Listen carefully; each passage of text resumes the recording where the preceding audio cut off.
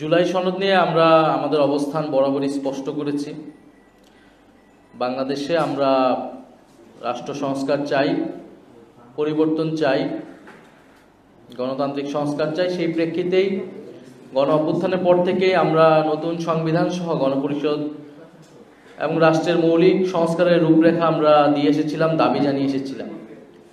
একটা গণ অভ্যুত্থানের পরে সবচেয়ে কার্যকর ব্যবস্থা হতো যদি আমরা একটি গণপরিষদ নির্বাচনের মাধ্যমে আমরা একটি গণপরিষদ গঠন করতে পারতাম এবং পাশে নির্বাচনের জাতীয় সংসদ গঠন করতে পারতাম। কিন্তু আমাদের সেই দাবিতে কিন্তু বেশিরভাগ রাজনৈতিক দল সম্মত হয়নি বা তারা সেই বিষয়গুলো বুঝতে পারেনি, এবং তার ফলে কিন্তু এই পরিস্থিতি বারবার জটিল থেকে জটিলতর হচ্ছে। সর্বশেষ গণভোট এবং জুলাই সনদের বিষয় যখন আসলো আমরা ঐক্যমত করেছি, কিন্তু জুলাই সনদ অনুষ্ঠানে আমরা যাইনি, আমরা জুলাই সনদে কিন্তু স্বাক্ষর করিনি। আজকে জুলাই সনদ নিয়ে অনেকে অনেক কথা বলতেছে, জাতির সাথে প্রতারণা হয়েছে, তাদের সাথে প্রতারণা হয়েছে, কিন্তু জুলাই সনদ স্বাক্ষর যখন তারা করে ফেললেন কোনো ধরনের বিবেচনা ছাড়াই, তখন কিন্তু তাদের ভিতরে এই বোধোদয়টা হয়নি। এবং গণ অভ্যুত্থানের নেতৃত্বদের দ্বারা যে রাজনৈতিক দল যারা প্রধানত এই দাবিটা সামনে এনেছিল, তারা যখন সেই অনুষ্ঠানে গেল না, তারা যখন সেই সনদে স্বাক্ষর করলো না, তখন তাদের কাছে মনে হলো না যে এটা জাতির সাথে প্রতারণা হয়েছে অথবা সেখানে জাতীয় অনৈক্য তৈরি হয়েছে। ফলে জাতীয় অনৈক্য জুলাই সনদ যেদিন স্বাক্ষরিত হয়েছে সেদিনই কিন্তু হয়েছিল।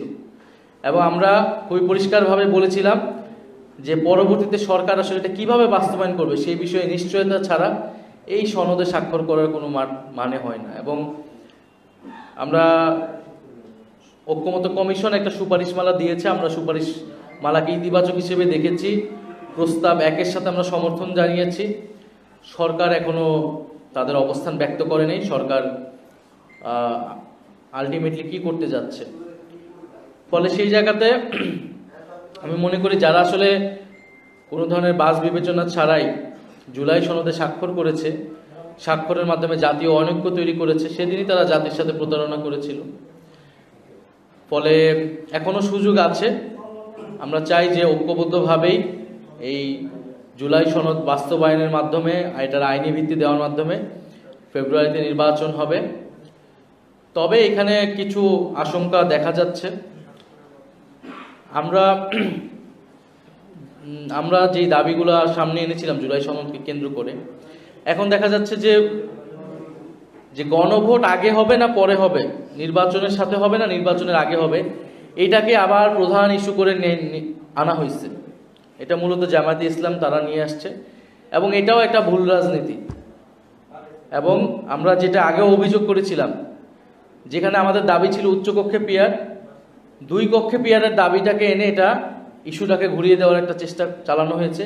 এই একই চেষ্টা এখনো চালানো হচ্ছে। সনদে কি কি সংস্কার হবে, কি কি প্রস্তাবনা থাকবে এবং সেটার আইনি ভিত্তিটা কিভাবে হবে, ডক্টর ইউনূস সেটা আদেশ জারি করবে কিনা, এগুলো হলো প্রধান ইস্যু, প্রধান তর্কের জায়গা। এই জায়গাগুলোতে একমত হলে গণভোট আমরা ইলেকশনের দিনও করতে পারি, ইলেকশনের আগেও করতে পারি, সে বিষয়ে আমরা আলোচনা করতে পারি। কিন্তু গণভোট আগে হবে না ইলেকশনের দিন হবে, এইটাতে হচ্ছে বিএনপি জামাত আবার একটা দ্বন্দ্বে চলে গিয়েছে, এবং যেই দ্বন্দ্বটা অযথা অপ্রয়োজনীয় বলে আমরা মনে করছি। ফলে আমার সার্বিক পরিস্থিতি দেখে আমাদের কাছে মনে হচ্ছে যে বিএনপি তো পুরো ঐক্যমত কমিশনের শুরু থেকে মৌলিক যে বিষয়গুলো ছিল সেখানে নোট অফ ডিসেন্ট দিয়েছে, বিরোধিতা করার চেষ্টা করেছে। ফলে সংস্কারের পক্ষে তারা কতটুকু আছে এই বিষয়ে জনগণের ভিতরে প্রশ্ন আছে, আমাদের কাছেও প্রশ্ন আছে। আবার অন্যদিকে জামাতের কার্যক্রমে মনে হচ্ছে যে তারা নির্বাচনকে পেছানোর কোনো অভিসন্ধি তাদের আছে কিনা, দুরভিসন্ধি আছে কিনা।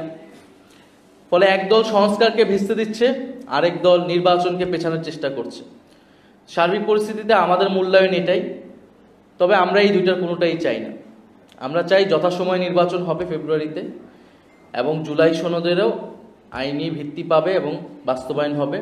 সেই জায়গায় এই 2টি দল সহ যারা সকল রাজনৈতিক দলের প্রতি আমাদের আহ্বান থাকবে, তারা যাতে এক জায়গায় আসে, ঐক্যবদ্ধভাবে আমরা এই পরিস্থিতির উত্তরণ ঘটাতে চাই।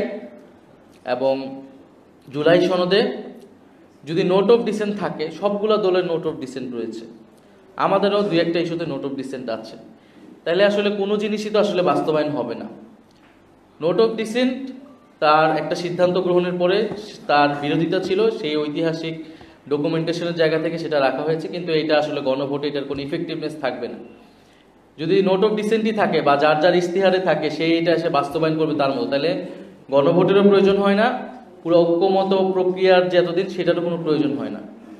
ফলে আমরা যে মৌলিক সংস্কারের যেই জায়গাগুলোতে ঐক্যমত হয়েছে, ঐক্যমত কমিশন প্রস্তাবনা দিয়েছে, উচ্চকক্ষ পিয়ারের বিষয়, তত্ত্বাবধায়ক সরকারের বিষয়, সাংবিধানিক প্রতিষ্ঠানগুলোতে নিয়োগের বিষয়, বিচারপতি নিয়োগের বিষয়, এই সার্বিক বিষয়গুলোতে আমরা মনে করি যে গণভোটে যাওয়া উচিত। এবং সরকার এই গণভোটটা কিভাবে মানে কি প্রশ্ন সেখানে রাখবে সেটা হয়তো সরকার বিবেচনা করতেছে, তবে আমাদের কাছে ঐক্যমত কমিশনের প্রস্তাব 1 যেটা, সেটা আমরা সমর্থন করে আসছি। আর দ্বিতীয়ত, গণভোট ইলেকশনের দিন হতে পারে, ইলেকশনের আগেও হতে পারে, তবে এটা কোনো মেজর ইস্যু বলে আমরা মনে করি না। বরং এই ইস্যুতে আসলে বিরোধিতা বা তর্কের জায়গা না, বরং এটা সরকারের উপর ছেড়ে দেওয়া উচিত, নির্বাচন কমিশনের উপর ছেড়ে দেওয়া উচিত, তাদের ক্যাপাসিটি কতটুকু আছে আইন শৃঙ্খলা থেকে শুরু করে। তবে যদি আগে করা সম্ভব হয় এটা আগে হলে ভালো, তবে যদি সরকার একেবারেই সেই সক্ষমতা না থাকে, অপারগতা থাকে, সেটা হয়তো সবাই আমরা বিবেচনা করতে পারি। তবে জুলাই সনদ অবশ্যই এবং অবশ্যই ডক্টর মোহাম্মদ ইউনূসকে জারি করতে হবে।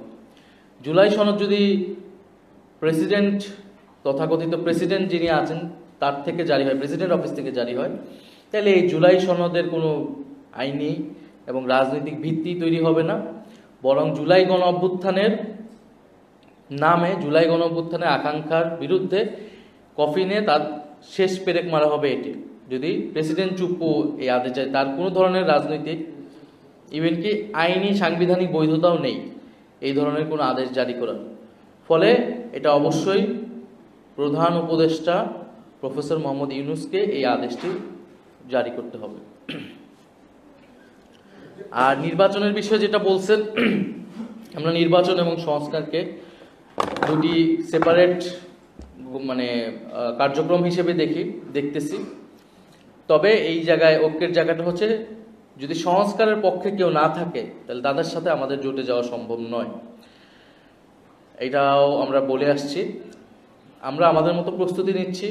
যদি আমরা দেখি যে আমাদের যে মৌলিক দাবিগুলো রয়েছে, সংস্কার এবং বাংলাদেশকে নতুনভাবে গড়ে তোলা, আওয়ামী ফ্যাসিবাদ থেকে একেবারে বাংলাদেশকে বের করে আনা, বৈদেশিক আধিপত্যবাদ থেকে বের করে আনা এবং একটা অন্তর্ভুক্তিমূলক গণতান্ত্রিক বাংলাদেশ, এই দাবিগুলোর সাথে যদি আমরা দেখি যে কাছাকাছি আছে, এইরকম দলের সাথে আমাদের যদি ঐক্যবদ্ধ হতে হয় বা কোনো ধরনের সমঝোতা যেতে হয়, তাহলে সেটা আমরা বিবেচনা রাখবো। সেই দরজাটা আমাদের জন্য খোলা আছে, কিন্তু এখনই কিন্তু কোনো সিদ্ধান্ত চূড়ান্ত হয়নি।